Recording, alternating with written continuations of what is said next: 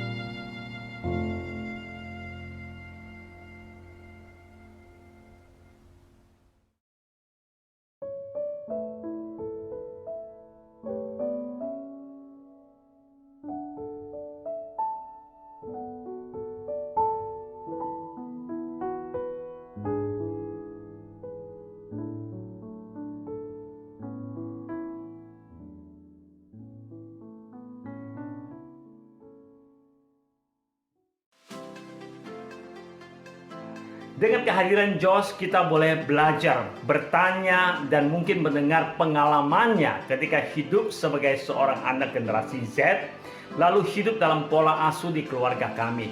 Saya sungguh rindu kami berdua boleh membagikan apa yang kami alami di dalam keluarga kami bersama dengan Tuhan. Bagaimana saya boleh belajar jadi orang tua, bagaimana Josh juga belajar menjadi anak yang hidup sesuai dengan kehendak Tuhan.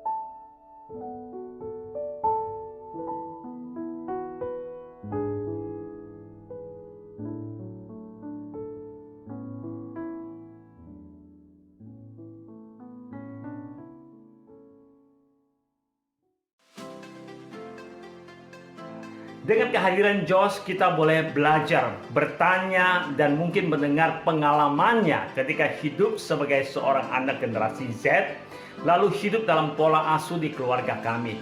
Saya sungguh rindu kami berdua boleh membagikan apa yang kami alami di dalam keluarga kami bersama dengan Tuhan. Bagaimana saya boleh belajar jadi orang tua, bagaimana Josh juga belajar menjadi anak yang hidup sesuai dengan kehendak Tuhan.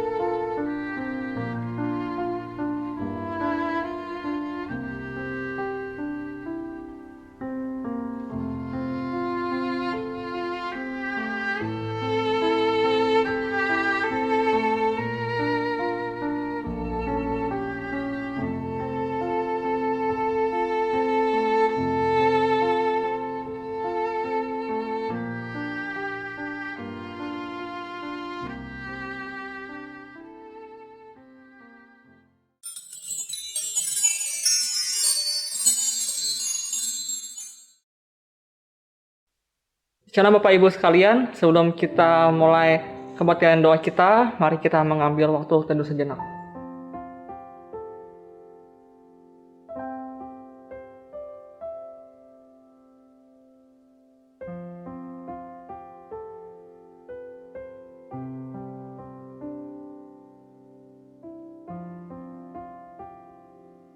Mari kita berdoa.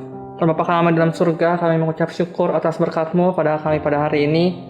Sebentar kami mau mulai ibadah kami, Kau pimpin Tuhan untuk ibadah kami ini supaya bisa berjalan dengan baik. Menurut apa yang Kau mau, bukan yang apa kami mau. Kau pimpin ya Tuhan, dalam nama Tuhan Yesus kami berdoa dan mengucap syukur. Amin. Bapak Ibu, Mazmur 34 ayat 9 berkata, "Kecaplah dan lihatlah betapa baiknya Tuhan itu. Berbahagialah orang yang berlindung kepadanya." Mari kita menikmati kasih setia Tuhan dalam hidup kita dengan menyanyikan lagu "Kecaplah dan Lihatlah".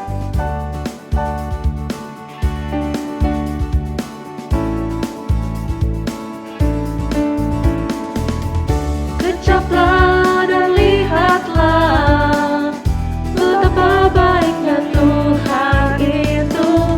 Rasakan dan nikmati kasih setia Tuhan. Kecaplah dan lihatlah betapa baiknya Tuhan itu. Rasakan dan nikmati kasih setia Tuhan.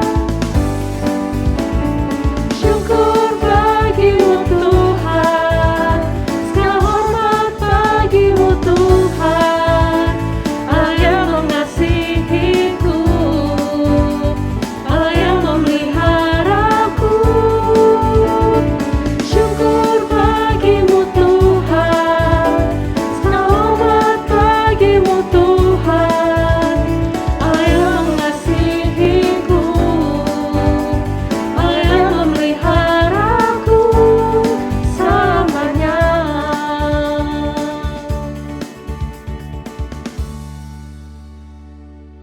Ya Bapak Ibu, sekarang tiba saatnya kita untuk menaikkan pokok doa kita. Yang pertama, mari kita berdoa. Kita doakan untuk pelayanan di perkotaan atau urban ministry, secara khususnya pelayanan bagi kaum marginal, di mana kondisi pandemi membuat mereka hilang pekerjaan dan gereja atas yayasan menghadapi kesulitan untuk memberdayakan ataupun menolong mereka. Mari kita doakan agar Tuhan memberikan cara yang kreatif bagi mereka supaya bisa melakukan pelayanan kepada kaum marginal ini. Mari kita berdoa. Tuhan Bapa kami dalam surga, kami mau berdoa menyerahkan pelayanan untuk para kaum marginal ini di bawah naungan urban ministry. Kau pimpin Tuhan supaya gereja-gereja ini juga bisa memberikan pelayanan yang efektif, yang kreatif untuk para kaum urban ini juga Tuhan. Kami tahu Tuhan, di tengah pandemi seperti ini juga banyak situasi-situasi yang menyulitkan, banyak hal-hal yang terjadi di luar dugaan. Kau pimpin Tuhan, Kau berikan hikmat dan kebijaksanaan pada gereja-gereja ini juga supaya bisa mengemas pelayanan urban ini juga supaya bisa efektif sampai kepada kaum urban yang dilayani. Kau pimpin Tuhan, dalam nama Tuhan Yesus kami berdoa dan mengucap syukur. Amin. Pokok doa kedua, mari kita doakan juga untuk pelayanan di panti jompo yang mungkin mengalami kesulitan juga di masa pandemi ini. Ya, panti jompo yang ada harus menerapkan berbagai protokol kesehatan dengan sangat ketat agar para lansia tidak terpapar virus COVID-19 ini. Ya, mari kita doakan juga untuk para orang tua yang mungkin secara mental mereka juga mengalami kesulitan, dan kiranya Tuhan menolong mereka. Mari kita berdoa. Tuhan Bapa kami dalam surga, kami juga mau berdoa juga Tuhan menyerahkan panti jompo yang ada dalam pelayanan mereka di tengah situasi yang seperti sekarang ini memang tidaklah mudah gitu. Banyak kesulitan yang mereka hadapi, mulai dari biaya mungkin yang semakin tinggi dan juga mungkin berbagai banyak kesulitan lain juga Tuhan. Kau pimpin juga Tuhan, kami juga menyerahkan untuk kesehatan secara fisik para orang tua yang di sana. Kau pimpin Tuhan supaya mereka juga bisa tetap sehat, bisa tetap menjaga kesehatan mereka dengan menerapkan berbagai macam protokol kesehatan yang mungkin juga sulit juga dilewati oleh mereka juga. Tuhan, kami juga menyerahkan untuk kesehatan mental mereka di tengah situasi yang sulit ini juga. Pimpin Tuhan supaya mereka juga bisa sehat secara fisik maupun secara rohani, secara mental mereka juga bisa sehat. Kau pimpin juga Tuhan untuk orang-orang yang merawat mereka supaya bisa diberikan hikmat dan kebijaksanaan serta kesabaran yang ekstra juga untuk menghadapi mereka. Kau pimpin Tuhan, dalam nama Tuhan Yesus kami berdoa dan mengucap syukur. Amin. Yang ketiga, mari kita doakan juga untuk pelayanan konseling bagi para orang-orang sakit yang dilakukan oleh gereja-gereja atau perorangan, agar Tuhan juga bisa memakai para pendamping ini supaya bisa menemani mereka dalam kesulitan di masa-masa pandemi ini. Mari kita doakan juga untuk yayasan-yayasan yang bergerak di bidang konseling ini. Mari kita berdoa. Tuhan Bapa kami dalam surga, kami juga menyerahkan yayasan-yayasan konseling yang melakukan pelayanan konseling bagi orang-orang yang sakit. Tuhan, kami tahu Tuhan di tengah pandemi seperti ini juga banyak orang yang mungkin juga membutuhkan pelayanan konseling ini. Mungkin mereka juga membutuhkan pendampingan secara khusus agar mereka bisa melewati masa-masa sulit mereka ini. Tuhan, kami berdoa untuk para pelayan-Mu di yayasan-yayasan konseling ini supaya mereka juga bisa melayani dengan hati yang tulus, hati yang benar-benar seturut dengan apa yang Engkau mau Tuhan, supaya mereka juga bisa diberikan hikmat dan kebijaksanaan dalam menghadapi situasi-situasi ini. Kau pimpin ya Tuhan, dalam nama Tuhan Yesus kami berdoa dan mengucap syukur. Amin. Ya Bapak Ibu, Tuhan adalah penolong kita yang selalu ada bagi kita. Tuhan juga selalu terlibat aktif dalam setiap aspek kehidupan kita. Nah, sebagai ingat-ingatan kita untuk selalu melibatkan Tuhan dalam setiap langkah yang kita ambil, mari kita nyanyikan lagu Each Step I Take.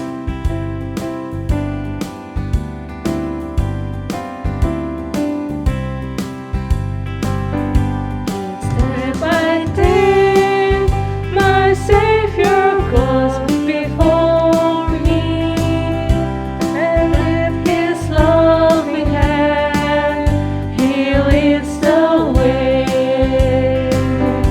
And with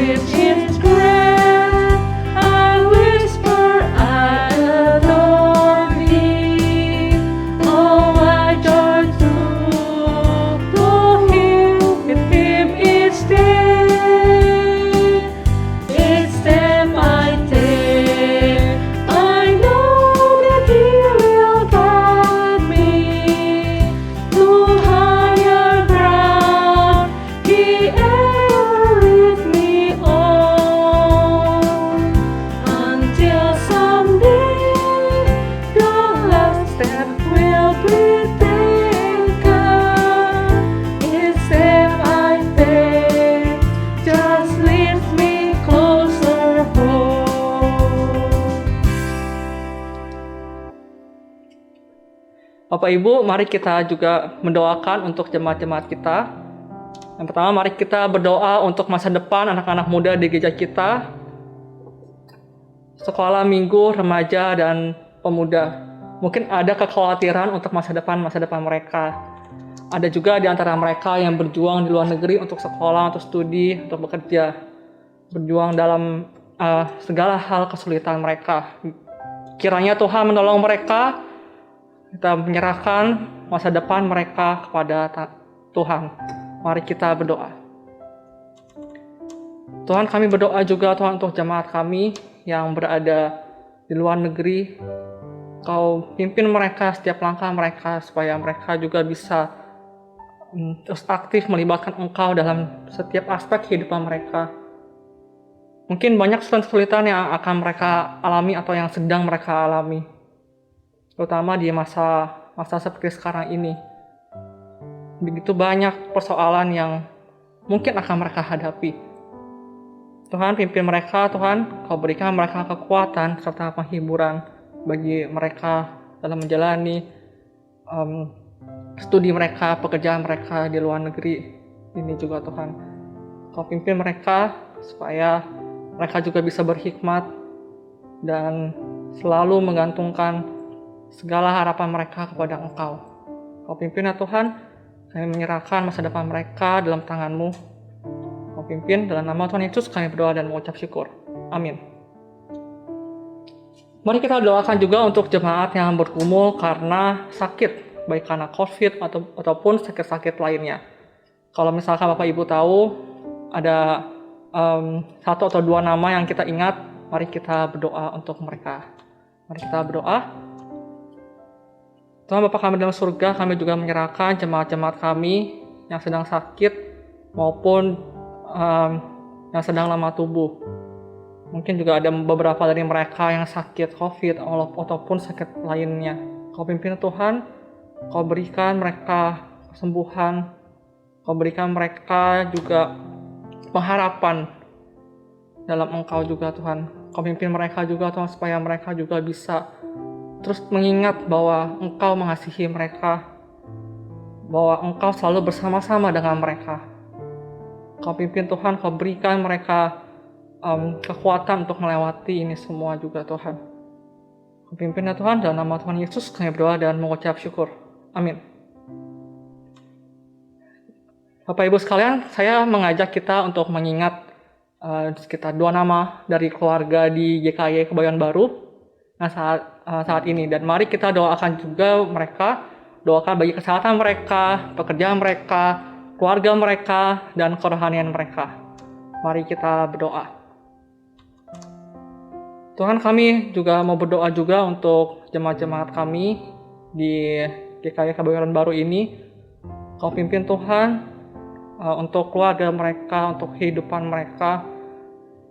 Kau pimpin supaya mereka juga bisa terus menjadi keluarga yang cinta akan Engkau, supaya mereka juga bisa terus menjadi terang di tengah-tengah pekerjaan mereka, supaya mereka juga bisa terus bertumbuh bersama-sama dalam kerohanian mereka. Kau pimpin Tuhan dalam setiap kehidupan mereka juga, supaya mereka juga bisa terus mengandalkan Engkau, berjalan bersama-sama dengan Engkau. Kau pimpin ya Tuhan, dalam nama Tuhan Yesus kami berdoa dan mengucap syukur. Amin. Bapak Ibu, sekarang saya mengajak kita semua untuk datang kepada Tuhan, membawa segala pergumulan pribadi kita kepada Tuhan. Mari kita berdoa. Tuhan Bapa kami dalam surga, kami mengucap syukur atas berkat-Mu Tuhan, atas anugerah-Mu pada kami. Tuhan, kami tahu Tuhan, begitu banyak kesulitan yang menimpa kami, terutama pada masa-masa seperti sekarang ini Tuhan. Tuhan, kami menyerahkan juga Tuhan segala pergumulan secara semua beban-beban berat kami kepada Engkau. Kami menyerahkan semuanya dalam tangan-Mu Tuhan, segala beban-beban kami, segala kesulitan kami Tuhan. Kau pimpin kami Tuhan, supaya kami juga bisa terus mengingat akan cinta kasih-Mu kepada kami, supaya kami juga bisa terus berjalan bersama-sama dengan Engkau. Kau pimpin ya Tuhan, kami menyerahkan semua dalam tangan-Mu. Dalam nama Tuhan Yesus kami berdoa dan mengucap syukur. Amin. Ya Bapak Ibu, sebentar lagi kita akan mendengarkan firman Tuhan. Mari kita mempersiapkan diri kita untuk mendengarkan firman Tuhan. Mari kita menyanyikan lagu Tiap Langkahku.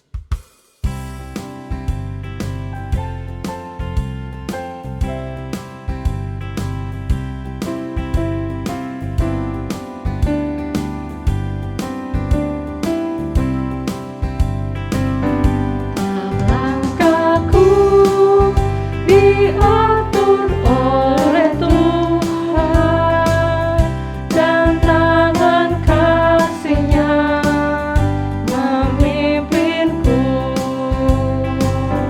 di tengah badai dunia menakutkan. Hatiku tetap tenang teduh. Tiap langkahku, ku tahu Tuhan yang pimpin ke tempat tinggiku di handapnya. Hingga sekali nanti aku tiba di rumah Bapa surga yang bakal. Firman Tuhan akan disampaikan oleh Guru Injil Samuel.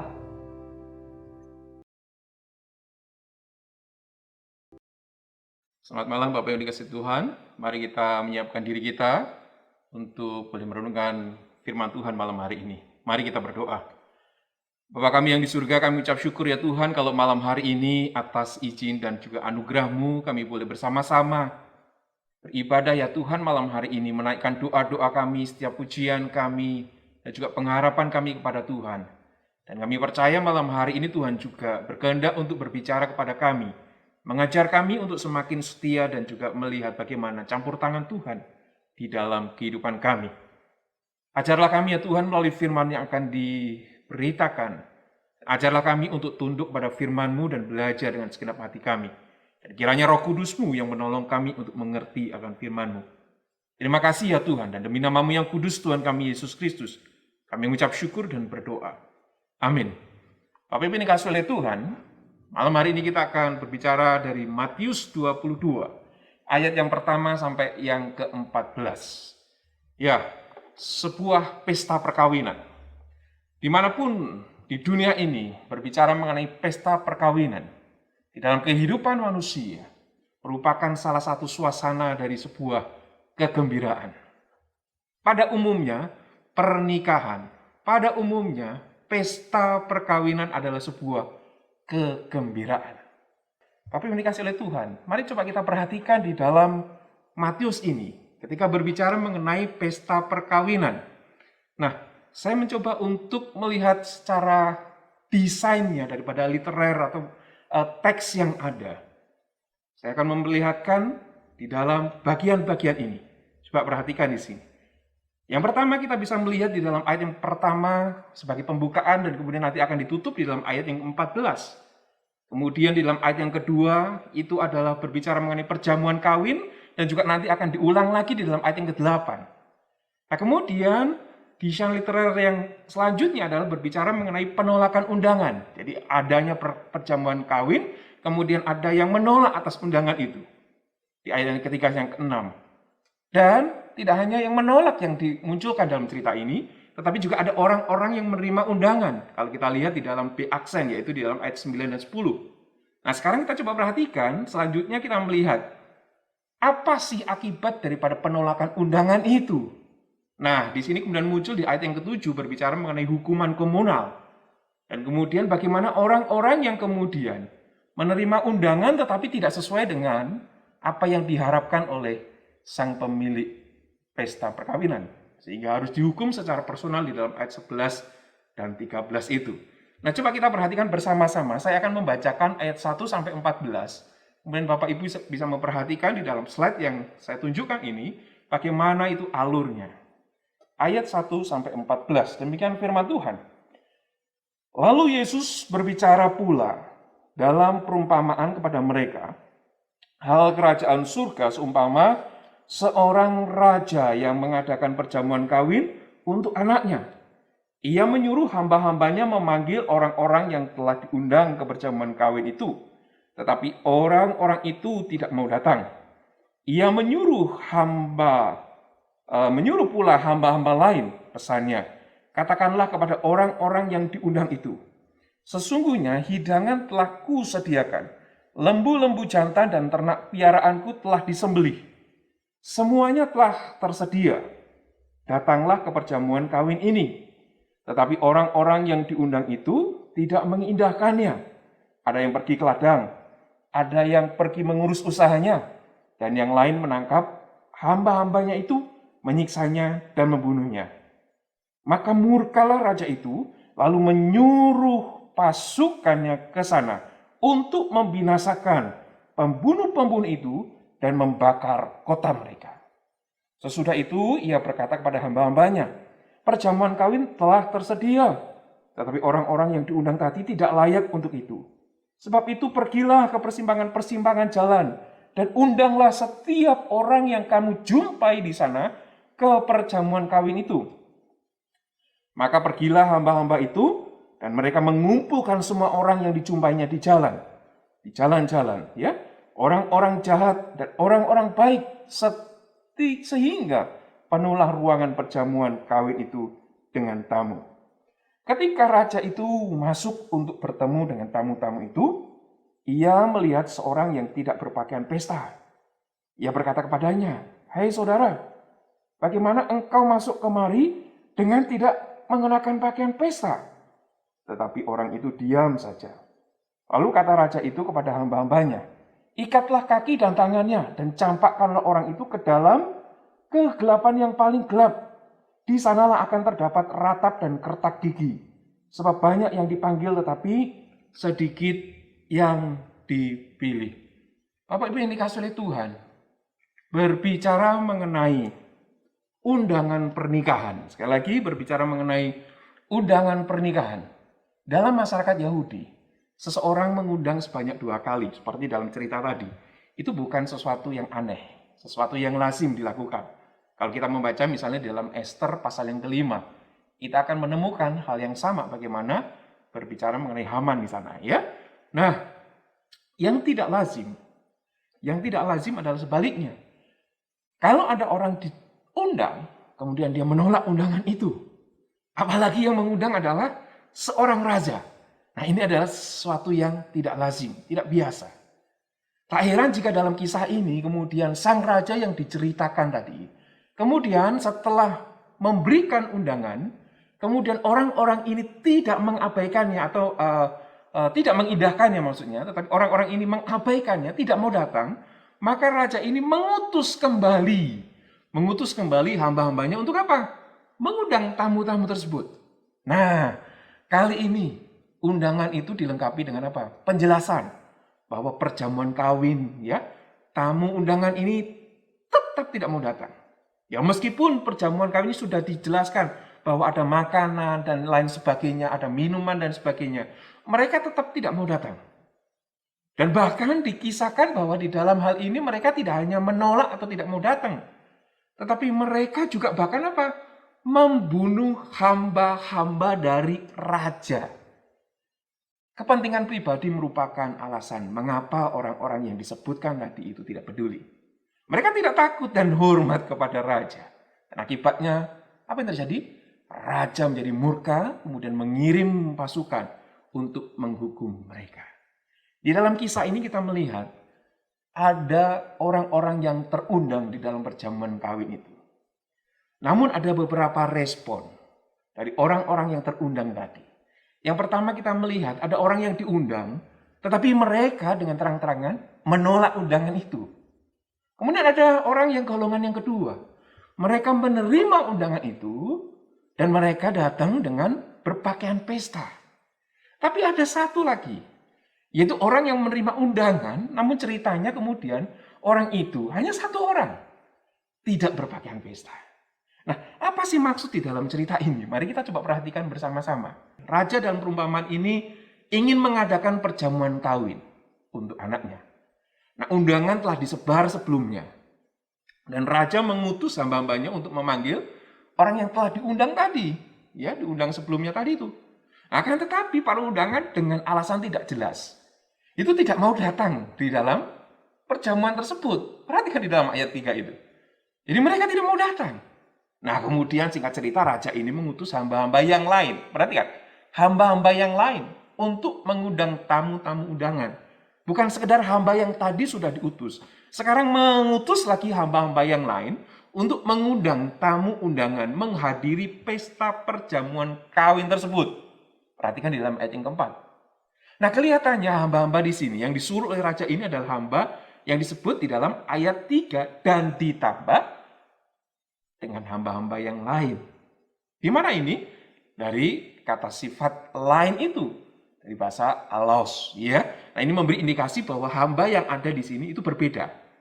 Artinya jumlahnya lebih daripada yang pertama itu pada ayat yang ketiga atau dibandingkan di ayat yang ketiga. Tapi dikasih oleh Tuhan. Kali ini sang raja mengundang dengan menambahkan berita. Kalau tadi hanya mengundang dan tidak diceritakan. Tetapi ini ditambahkan lagi bahwa raja mengundang dan menambahkan berita tentang sukacita. Ada kemeriahan pesta. Digambarkan dari mana? Perhatikan. Ada kalimat lembu jantan dan ternak peliharaan telah tersedia. Bahkan ungkapan semuanya telah tersedia. Nah, ini menegaskan bukan hanya makanan dan minuman, tetapi juga termasuk juga mungkin musiknya.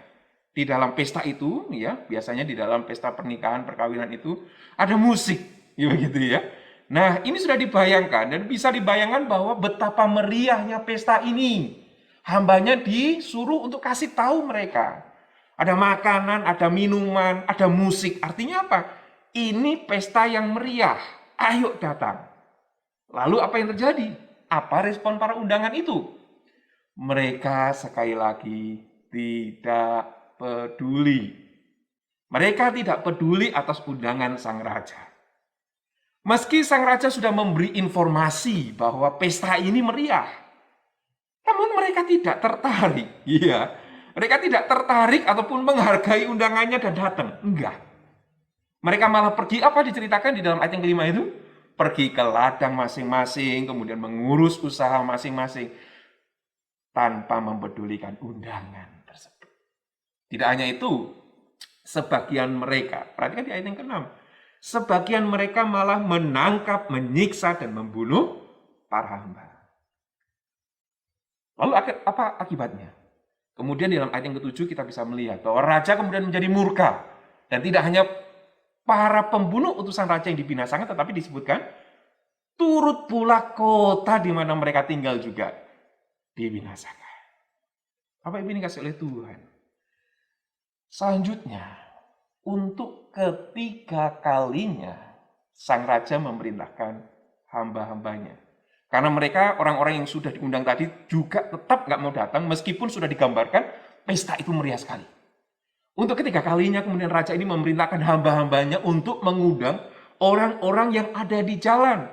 Kalau yang tadi undangan pertama, undangan yang kedua ini orang-orang khusus. Orang-orang tertentu, tetapi sekarang karena tidak mau merespon. Maka raja ini kemudian bilang, pergilah kepada orang-orang yang ada di jalan-jalan. Untuk apa? Untuk mereka mengikuti pesta. Jadi untuk ketiga kalinya, sang raja menyatakan kesiapan pesta tersebut. Ya, pada Matius 22 ayat yang keempat tadi. Raja berkata, makanan telah kusediakan. Dan terulang lagi, semuanya telah tersedia. Ayat yang ke-8. Sang raja menegaskan ulang kesiapan pesta dengan berkata, perjamuan kawin telah tersedia. Artinya apa? Pesta sudah disediakan, ayo ikuti pesta. Bukankah ini suatu hal yang menarik? Kalau orang diundang dan kemudian dikatakan bahwa pesta sudah tersedia, harusnya adalah hal yang membuat orang itu mau datang. Betul. Tapi ini dikasih oleh Tuhan. Raja mengundang tamu untuk hadir dalam perjamuan kawin yang diadakannya. Inisiatif ini muncul dari sang tuan atau raja yang mengundang ini. Dan banyak orang yang diundangnya, namun banyak orang yang menolaknya. Tapi banyak juga yang menerimanya ternyata.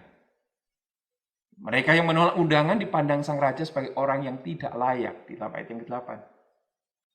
Dan jumlah mereka yang menerima undangan sang raja memenuhi ruangan akan perjamuan itu.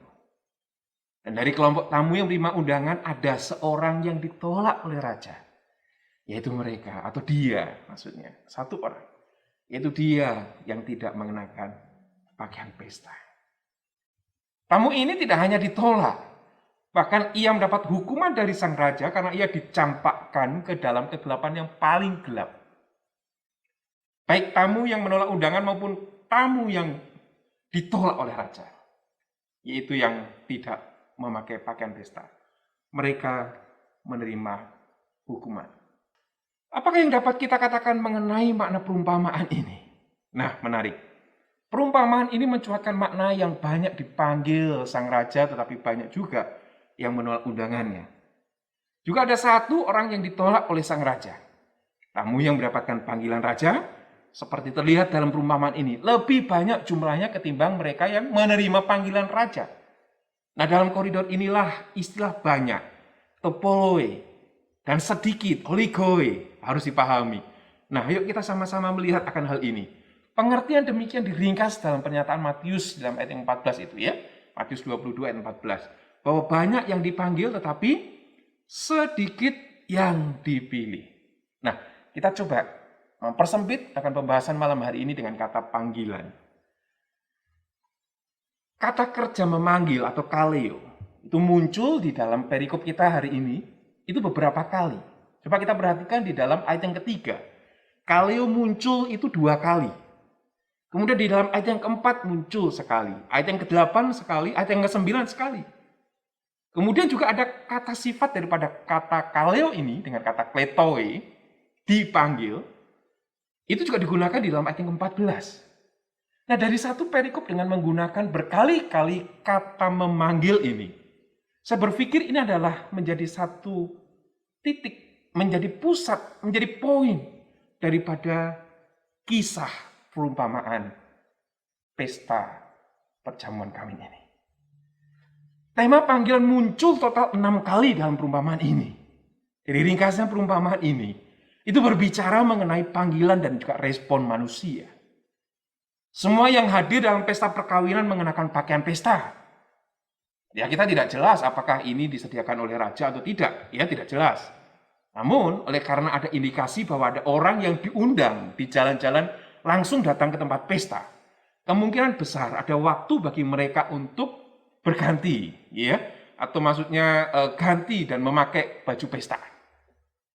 Tetapi kita coba lihat bagaimana ketika satu orang itu ditanya di dalam ayat 12, bagaimana engkau masuk kemari dengan tidak mengenakan pakaian pesta?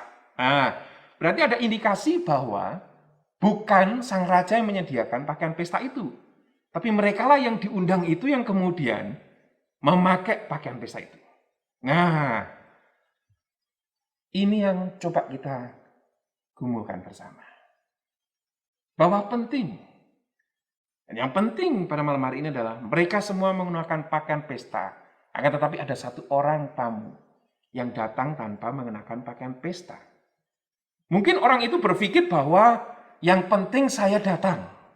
Tidak perlu mengenakan pakaian pesta. Hadir ke dalam sebuah pesta sudah cukup, pikirnya. Tidak perlu menggunakan pakaian pesta. Dan perhatikan akibatnya, raja menjadi murka dan kemudian menghukumnya. Dan hukuman raja kepadanya sedemikian berat. Pakaian pesta bukan hal sepele. Semua yang hadir dalam perkawinan itu harus mengenakan pakaian pesta. Dan tamu ini ingin datang di perjamuan kawin ini dengan caranya sendiri. Yang penting aku datang. Nggak perlu pakaian pesta. Nggak perlu mengikuti orang-orang itu. Yang penting aku datang. Nah, ini yang menjadi masalah. Seringkali panggilan orang untuk mengikuti perjamuan pesta ini, sekali lagi, menjadi masalah ketika dia datang atau berusaha datang dengan caranya sendiri. Nah, mungkin Bapak Ibu sudah mulai memikirkan poin apa yang hendak atau Tuhan ingin sampaikan kepada setiap kita. Coba kita perhatikan. Raja mengadakan pesta perkawinan. Semua orang mengenakan pakaian yang sesuai dengan suasana pesta perkawinan. Artinya, semua orang yang menerima panggilan masuk ke dalam kerajaan Allah. Karena kalau kita lihat di dalam awal-awal, kita melihat bahwa hal kerajaan Allah itu seumpama. Begitu kan? Artinya, setiap orang yang dipanggil dan mau menerima panggilan masuk dalam kerajaan surga, harus mengenakan pakaian yang sesuai dengan suasana kerajaan surga. Nah, apa itu? Nah, ini yang menarik. Jadi kita bisa melihat, jadi ketika ini disampaikan, yaitu perumpamaan ini disampaikan oleh Tuhan Yesus, ini berbicara mengenai, kalau kita lihat di dalam pasal sebelumnya, ini adalah mereka atau Tuhan Yesus maksudnya, berbicara kepada mereka, yaitu ayat 45. Ketika imam-imam kepala dan orang-orang Farisi, ya, berbicara kepada mereka. Mereka yang disebut oleh Tuhan Yesus di dalam pasal sebelumnya. Ketika mengajar orang-orang banyak, tetapi mereka menggunakan cara mereka sendiri. Ini Tuhan tidak mau. Dan kalau kita belajar lebih jauh lagi, ini berbicara mengenai kata kemunafikan. Mereka tahu mana yang benar, tetapi mereka tidak melakukan mana yang seharusnya mereka kerjakan. Nah, di dalam ajarannya orang Farisi disebut orang-orang yang munafik. Sipokritai.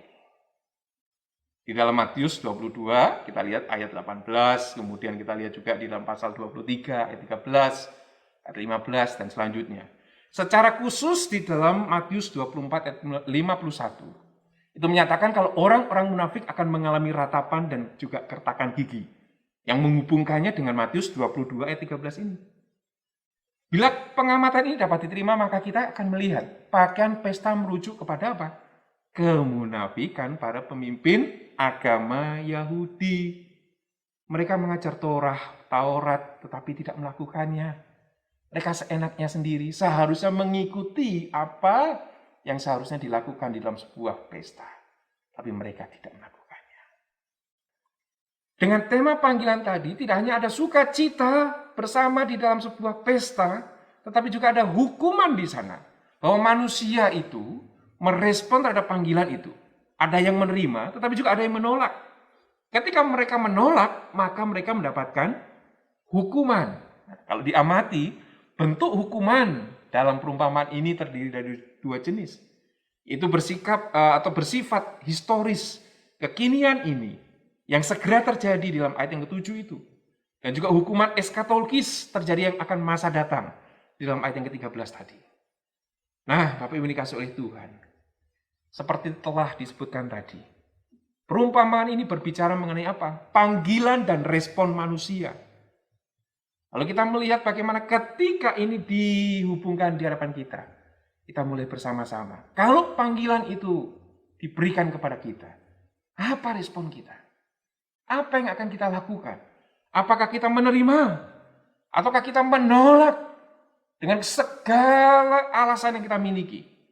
Atau kita menerima, namun kita tidak mengikuti apa yang seharusnya dilakukan ketika harus masuk di dalam sebuah pesta.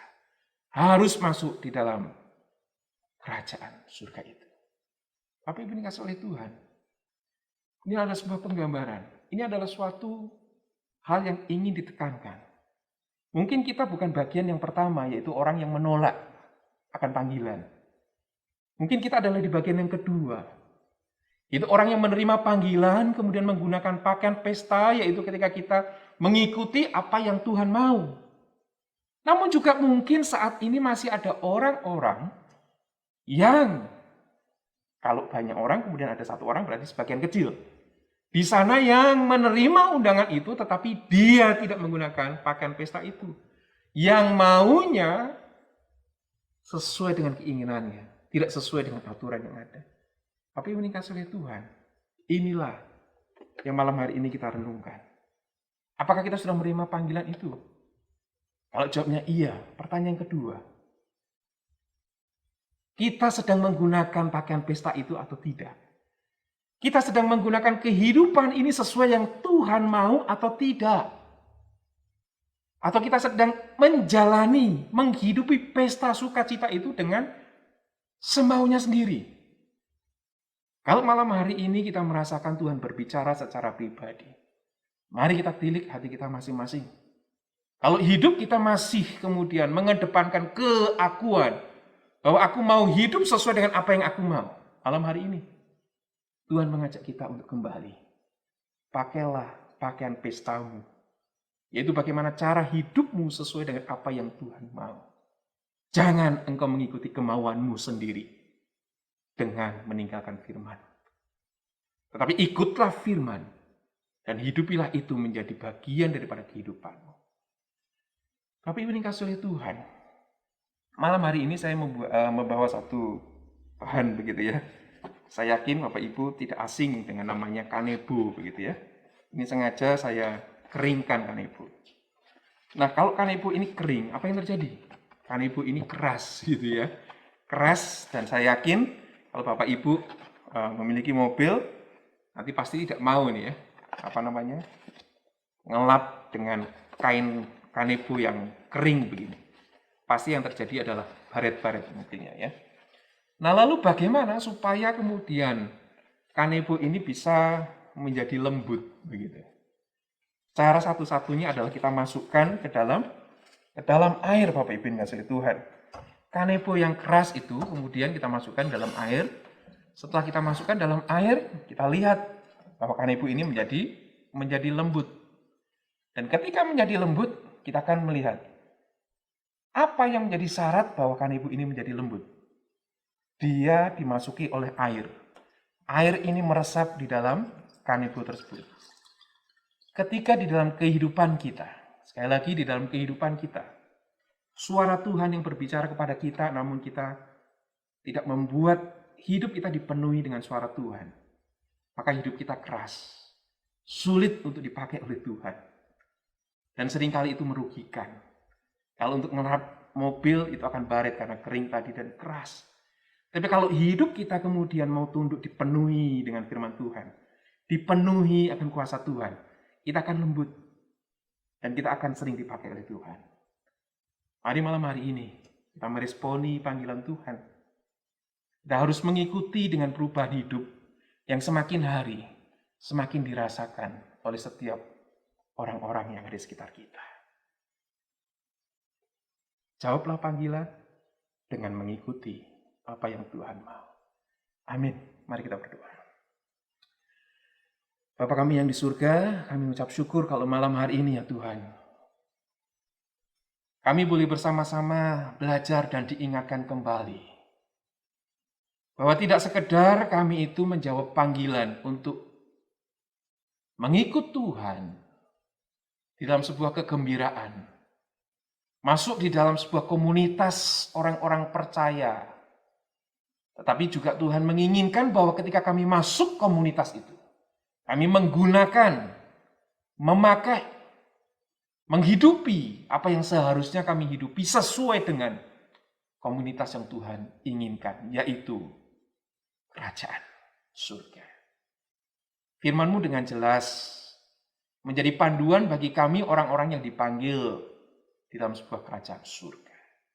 Bila malam hari ini kami melihat diri kami, kalau kami masih keras, karena kami mengikuti akan keinginan kami sendiri, malam hari ini kiranya Tuhan membentuk kami, melunakkan kami, firman-Mu melalui Roh Kudus-Mu, menolong kami untuk dilembutkan, sehingga setiap kami yang lembut ini, kami akan semakin melihat bagaimana Tuhan semakin memakai kami dengan luar biasa. Terima kasih kiranya Tuhan memberkati setiap anak-anak-Mu yang saat ini sedang mengikuti ibadah. Tuhan berkati satu persatu, hidupnya diubahkan oleh Roh Kudus, dipenuhi dengan firman, diubahkan perilaku, karakter yang tidak sesuai dengan pakaian pesta kerajaan Allah itu, sehingga diubahkan untuk menjadi setia. Terima kasih Tuhan, ini seluruh doa kami, dan hanya demi nama-Mu yang kudus Tuhan kami Yesus Kristus, kiranya Tuhan memberkati setiap kami yang mengikuti ibadah malam hari ini. Di dalam nama-Mu yang kudus Tuhan kami berdoa dan ucap syukur. Amin. Demikian kebaktian doa pada malam hari ini, dan kiranya Tuhan terus memberkati kita semua di tengah-tengah kondisi yang sulit ini. Tuhan Yesus memberkati kita semua. Amin.